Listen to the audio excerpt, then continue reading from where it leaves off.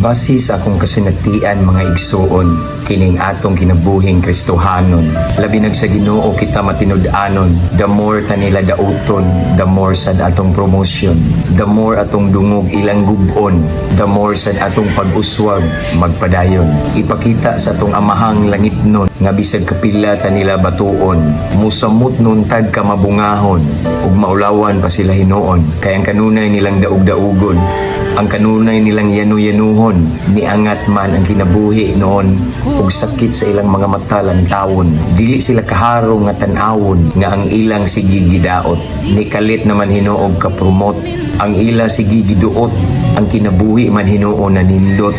Ug sila nga sigig panghilabot, ug sila nga sige og pangdaot, mao naman hinuoy na daot. Mabungahong kabuntagon mga higala, ampo amping abantita. To God be all the glory. God bless.